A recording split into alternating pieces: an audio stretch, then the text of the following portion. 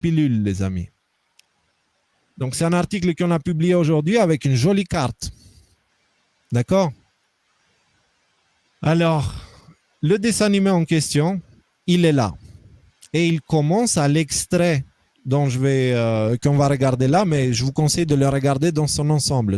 On ne va pas faire ça, nous, ici. Donc, d'abord, on va regarder un petit extrait sur la création monétaire et sur une invention horrible. Et ensuite, on va essayer de remonter à la carte pour comprendre pourquoi cette carte est importante. D'accord? Je vais retirer moi et Michael. En fait, non, ça n'a pas commencé au bon endroit. Ouais, là, ça commence au bon endroit. Je vais retirer moi et Michael de l'image. Je vais le mettre en plein écran. C'est important que vous regardez quelques minutes de ce dessin animé. In the long, long ago, people bartered. They traded things they had for things they wanted. I'll trade you my raspberries for that there pot pie. I don't want your berries. Come on. Oh, sweet berries. They're not sweet. They're old, and I don't like berries. Give me that pot pie! No! As you can see, this bartering situation created some problems. Then one day, a goldsmith walked up and said, Now, everybody thinks gold is valuable, so why doesn't everybody trade gold for things they need? A price was set for gold, and now it was very easy to conduct commerce because people could trade gold for all the things they needed. Hartman! Wow, look at all my gold! Hey, stop them! That's my gold! Damn thieves! Say there, Pyle. I've got a vault and some guards. I can keep your gold safe for you for a small fee. Yeah, sure, that'd be awesome. You see, Pyle, this is how the first bank made money. There you go, Pyle. I owe you 100 gold coins. Okay, great. Come back anytime and redeem your gold when you want it. It'll be right here in my vault. Now you're holding the very first paper money, Pyle. Wow, this is great. It all makes sense. Oh, that's right. It was good. And everybody started using IOUs because everybody knew the IOU was as good as gold. Wow, this candy is really a good price. 1 IOU. I'm getting some more for later. Hey, wait a minute. It was just 1 IOU. 10 IOUs for chocolate? You can't just raise prices like that. Oh, the Candyman can. Oh, the Candyman can. Wait, that is just freaking wrong. It's called inflation, Pyle. It makes your IOUs worth less and less until they are worth nothing. Less bang for the buck. Dollar ain't what it used to be. But I worked hard and I baked all those pot pies. Now I have to work harder to make less? That's not fair. Oh, if you think that's not fair, you're gonna love the next part. What's he doing? How do banks make money, Pyle? By making more loans? Oh, that's right. He's good. See, he prints more IOUs without any more gold, loans them out for interest, makes a pretty penny, and nobody is the wiser. Unless everybody wanted their gold back at the same time. No. That's my gold. Not anymore. What are you talking about? I'd like to redeem my IOUs, please. Thank you very much. Hey! I want my gold back now! Thief! I love the bank run, bringing people together. See, they all found out he was stealing, made a run on the bank, and demanded their gold. But as you can see, there ain't no gold to get. Hartman! Don't worry, Pyle. Back in these times, vengeance will be yours. 3 things in this world you don't do. Never mess with another man's woman. Never mess with another man's ego. And most importantly, you never mess with another man's money. Else, the man will mess with you. My God! You hung him? Yes, Pyle. Oh, we hung him. We hung him high. And do you know why? Well, because he was a thief? Because, Pyle, an evil invention was born. Man discovered how to turn worthless paper into gold. Thus was invented the ultimate machine to steal real money and enslave all the nations on Earth.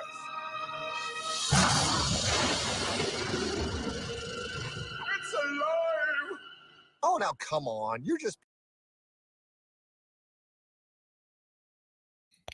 Alors, je vais faire une petite pause là et on va continuer avec un autre extrait un peu plus tard. Là, c'était pour vous donner une idée de ce qui est l'argent. D'accord? Alors, l'argent, depuis, bien sûr, il n'est plus du tout lié à l'or. Plus du tout. Il n'a plus rien à voir. Et il a parlé des Rothschild. On va voir dans la suite pourquoi cette famille est aussi importante dans cette histoire. Concrètement, on ne nous apprend pas à l'école comment est créée la monnaie. À l'école, ils auraient pu nous apprendre ce qui est le système de réserve fractionnaire. Tout le monde, enfin pas tout le monde, mais la majorité des gens, y compris des gens éduqués, pensent que quand quelqu'un va faire un crédit, si moi je vais faire un crédit, d'accord, moi je suis à 0 et j'ai besoin d'argent, et Michael, lui, il a 10 000 euros dans son compte, supposons. Et moi je vais faire un crédit de 10 000 euros pour lancer mon entreprise. Tout le monde pense que la banque, elle va prendre les 10 000 euros de Michael pour me les prêter à moi. Or, c'est faux. La banque, elle va créer cet argent basé sur la reconnaissance de dette qu'on fait à la banque. D'accord? Donc, c'est la reconnaissance de dette qu'on signe, nous, qui génère l'argent que la banque nous prête. Et la banque, elle peut nous prêter 10 fois le stock qu'elle a. Donc, si elle a 1 000 euros, elle va pouvoir prêter 10 000 euros. Le problème de ça, c'est que si moi je prends ce chèque et je l'envoie à une autre banque et je leur donne 10 000 euros, les réserves de cette banque-là, elles vont considérer qu'ils ont 10 000. Du coup, avec ces 10 000, ils vont pouvoir emprunter 100 000. Et donc, concrètement, aujourd'hui, la Banque centrale, elle crée une partie de la monnaie, mais c'est elle qui contrôle la monnaie en général. Mais par contre, ce sont les banques privées qui génèrent la monnaie basée sur la dette. Et c'est pour ça qu'on parle d'argent-dette aujourd'hui. L'argent, il n'est plus placé, enfin, il n'est plus lié à l'or, il est lié au nombre de dettes qui existent. C'est pour ça qu'on parle aussi de dette publique de plus en plus. D'accord?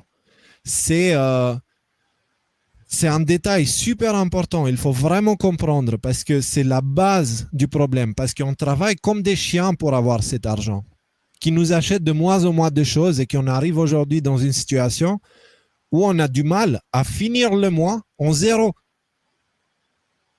La plupart des 14 000 personnes qui sont là, je suis sûr et certain, ils finissent leur mois en négatif ou moins que là où ils ont commencé. Donc, c'est la triste réalité dans laquelle nous vivons et c'est dû à ce système global. D'accord? Mais encore une fois, les banques privées génèrent l'argent basé sur la dette, mais pour le générer, ils ont besoin de la validation de la Banque centrale. Et la Banque centrale va leur donner les premières réserves à partir desquelles ils vont pouvoir générer le reste. Donc, la Banque centrale, elle a un rôle hyper important. D'accord? Et la Banque centrale, c'est celle qui émet la monnaie d'un pays. Maintenant, je vais essayer de passer directement à l'autre extrait en évitant des petits passages inutiles. Ça va aller vite. Concentrez-vous. Je retire à nouveau moi et Michael et on y va.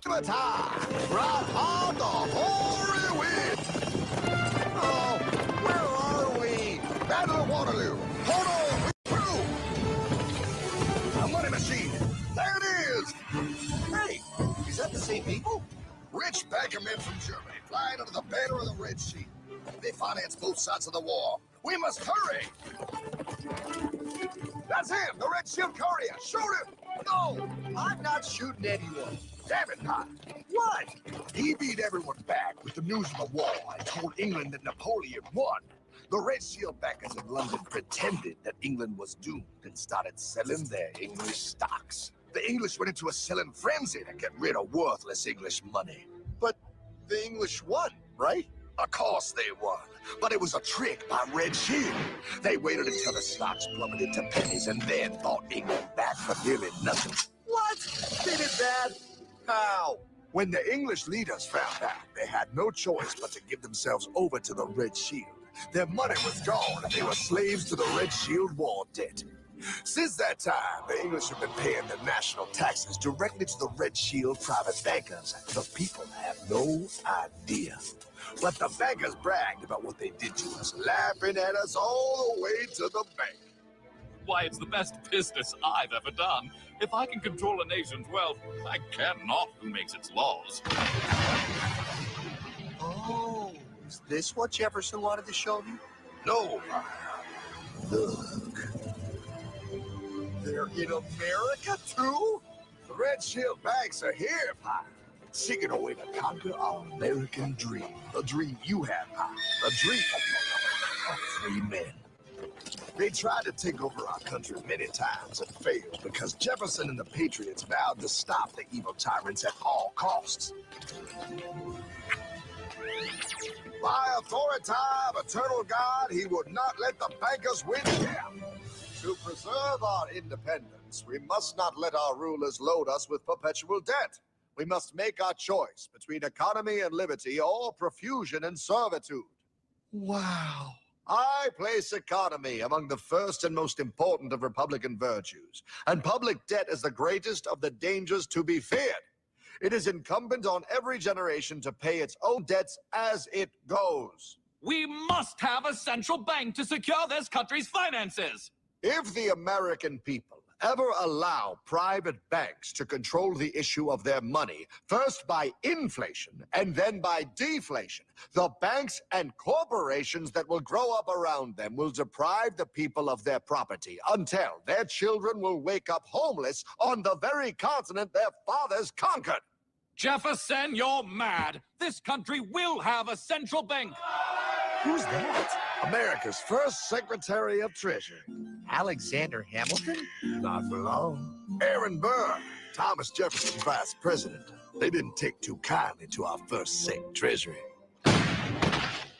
Sweet shot, Burr.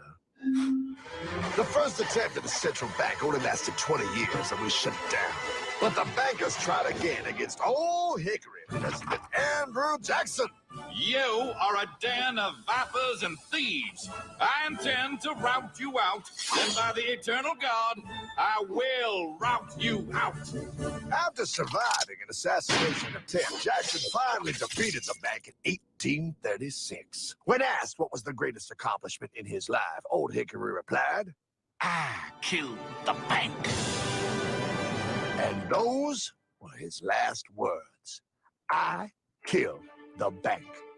And with real money backed with real gold, our country experienced the greatest boom in any nation's history. Oh, it was beautiful, pal. But the bankers, greedy for more power and wealth, were concocting their most ambitious plan yet to once and for all take control of the finances of the United States. Je fais une petite pause parce que vraiment, restez, c'est important. C'est important que vous compreniez. Et si vous l'avez déjà vu, bah, soyez patient parce que beaucoup ne l'ont pas vu. D'accord? Soyez patient parce que c'est maintenant la partie importante. States. In 1910, a secret meeting was held at the J.P. Morgan estate on Jekyll Island off the coast of Georgia. This meeting was so secretive, so concealed from government and public knowledge that the 10 attendees used code names.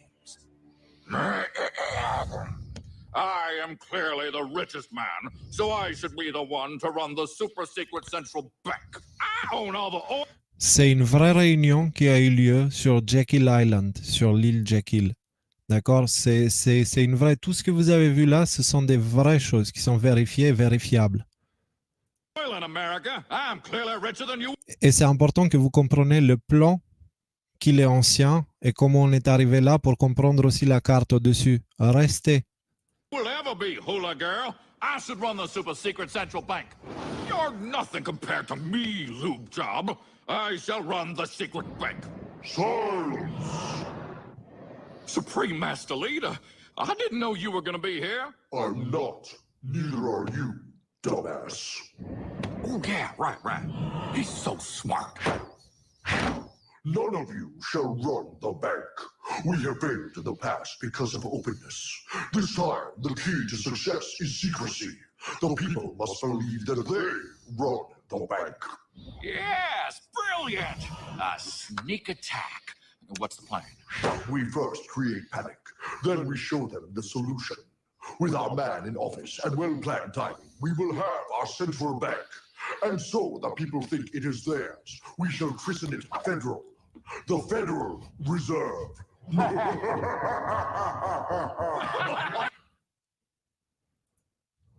Est-ce que... voilà, c'est l'extrait. C'est fini l'extrait que je voulais vous montrer. C'était un peu long, en effet, mais les amis, c'est important qu'on comprenne, d'accord? C'est important qu'on comprenne comment on est arrivé aujourd'hui, à aujourd'hui. Alors, ça, finalement, ils ont réussi à instaurer leur banque centrale aux États-Unis en décembre, pendant les fêtes de Noël de 1913. D'accord? Et ils ont pris du coup le contrôle de la monnaie qui est devenue par la suite la monnaie la plus puissante du monde, du pays avec l'armée la plus puissante du monde, et qui a contrôlé, après la Deuxième Guerre mondiale, les institutions internationales telles que l'ONU, les Nations Unies, le FMI et toutes ces choses-là. D'accord? Donc, en quoi c'est important?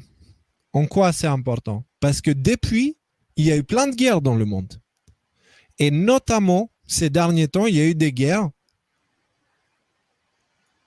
qui ont fait que cette carte-là, elle a pris cette couleur-là. Donc là, c'est une version, vous pouvez télécharger la carte, c'est une grande résolution, comme ça vous pouvez zoomer et voir. Tout ça, c'est une liste des banques centrales sous le contrôle des Rothschild. Et en rouge ici sur la carte mondiale, vous les voyez, comme ça vous pouvez les visualiser un petit peu. Alors en quoi c'est important? Je vais ouvrir cette carte-là parce que en grande résolution, pour que vous compreniez tout ce que j'ai mis dedans en fait.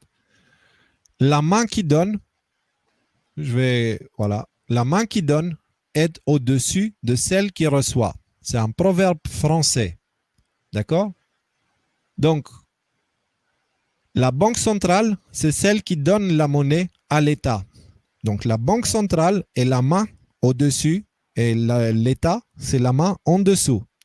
Ça veut dire quoi? Ça veut dire que la main qui donne, elle a le contrôle sur la main en dessous. Si elle ne veut pas donner, elle ne donne pas. Ça provoque des problèmes, comme la crise en 2008, la plus récente. D'accord? Ensuite, il faut prendre en compte aussi que certains de ces pays sont celles qui financent la Banque mondiale et le FMI. Donc concrètement, regardez bien cette carte. Regardez bien cette carte pour que vous ayez une idée le nuage noir que nous avons au-dessus de la tête. Et remarquez aussi quelque chose. La Corée du Nord, elle n'a pas ce problème. C'est blanc. C'est sûr que ce n'est pas la meilleure démocratie du monde, loin de là. Mais on a voulu aller là-dedans. La Syrie, elle est aussi sans banque centrale. Et on a essayé d'en mettre une, d'où les guerres, etc. La Libye, il n'y a pas si longtemps, elle serait blanche ici, sur la carte en fait. Donc, rendez-vous bien compte ce qu'on est en train de combattre véritablement. C'est super important. C'est super important. Donc, là, il y a une raison pour laquelle tout ce qu'on a vu tout à l'heure par rapport à tout ce qui se passe en France, que ça soit très semblable à ce qui s'est passé aux États-Unis il y a de ça quelques semaines. Parce que c'est les mêmes derrière. C'est les mêmes derrière qui utilisent des manifestants professionnels qui sont là pour casser, etc., créer la peur, la division. Ils ont réussi à infiltrer la police. Donc, ils font des choses et ils ont pris le contrôle de la direction, de tout en haut. Les policiers reçoivent des ordres et ils obéissent aux ordres. D'accord? C'est important de garder ça en tête. Donc, est-ce que vous comprenez ce que j'essaye de dire avec ça? Pendant que nous, ils essayent de nous diviser et qu'on se tape les uns sur les autres, il faut vraiment qu'on commence à s'éduquer pour comprendre qui est le véritable ennemi dans cette histoire. Regardez bien cette carte. Tous ces pays, maintenant on peut retirer les États-Unis parce que depuis le virus et le confinement, Trump, il a repris le contrôle de la Banque centrale américaine, de la Fed. Et c'est pour ça que Trump, là, en ce moment, il n'arrête pas d'imprimer de l'argent.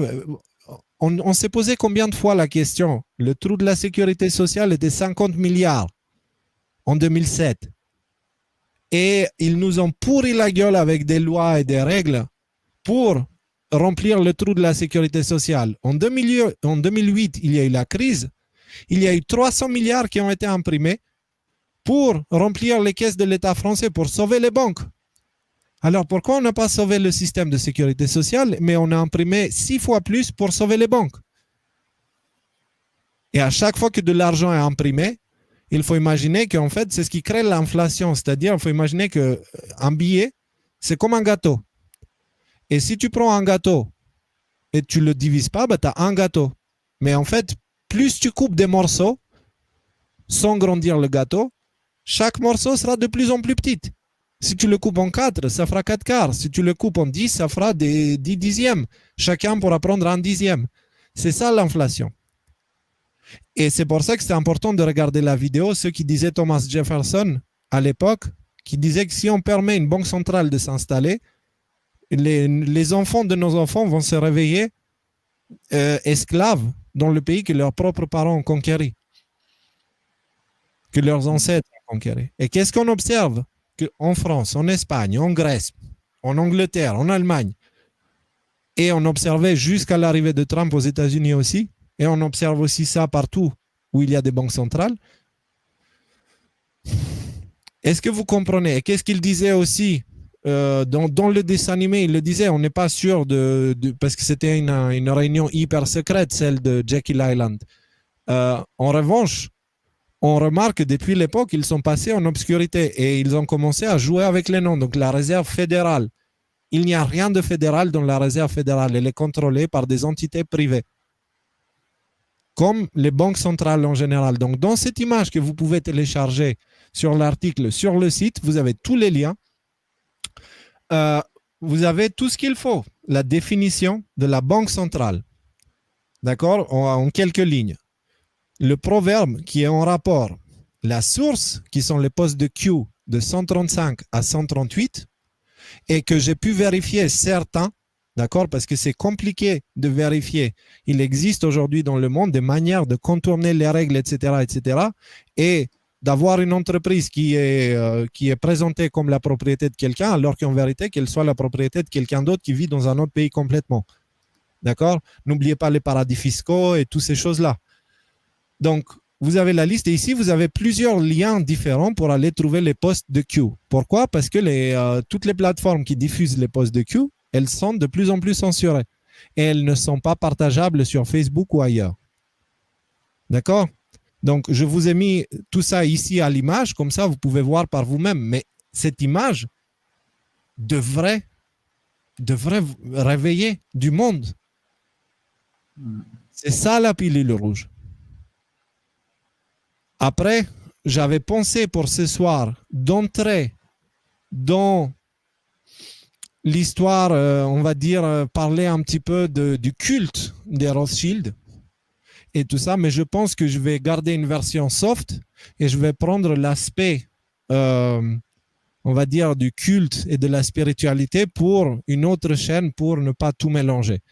D'accord? Mais là, pour cette vidéo, je pense qu'on peut s'arrêter là.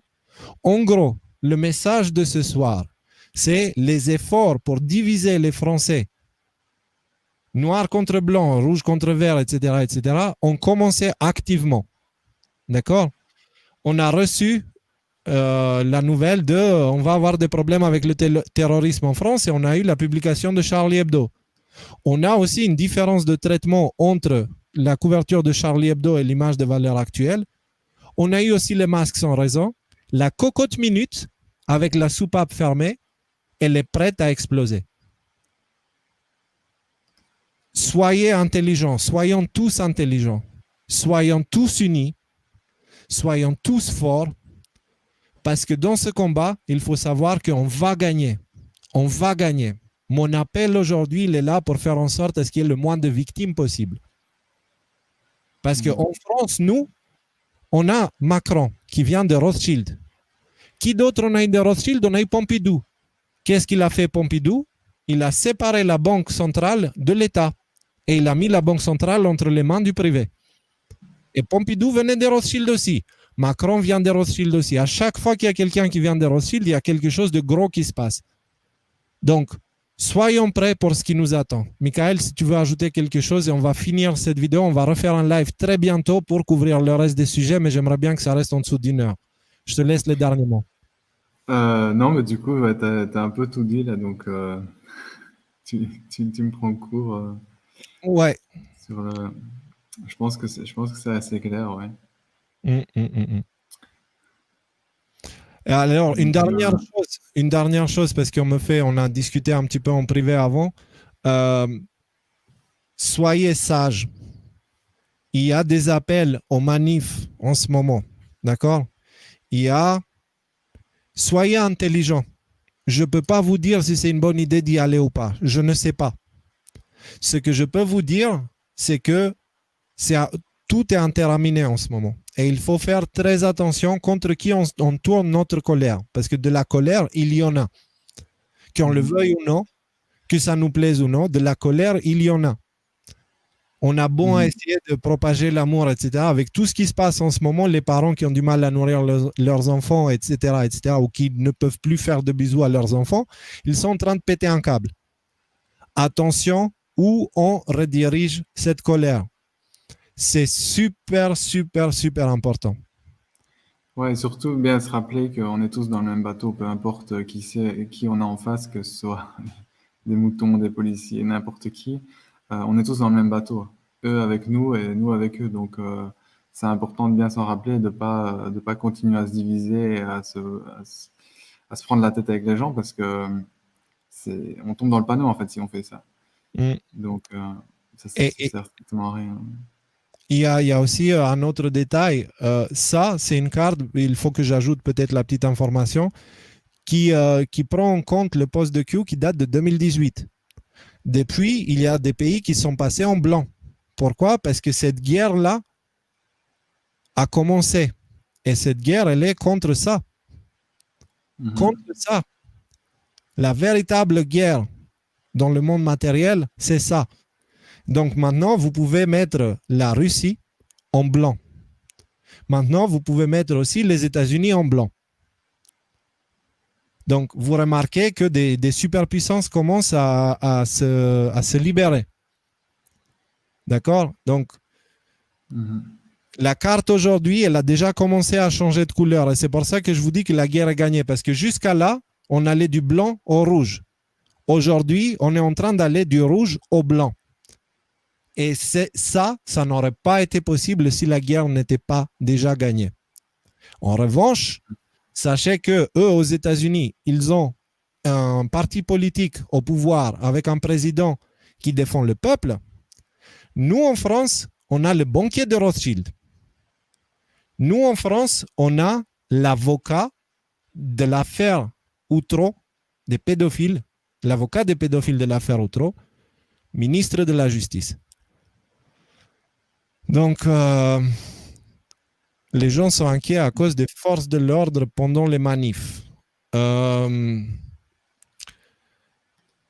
Quelque chose que je peux vous dire par rapport à ça. Soyez conscients qu'un humain ne peut pas toujours seulement demander. Vous ne pouvez pas demander aux forces, aux gardiens de la paix, uniquement que eux ils changent.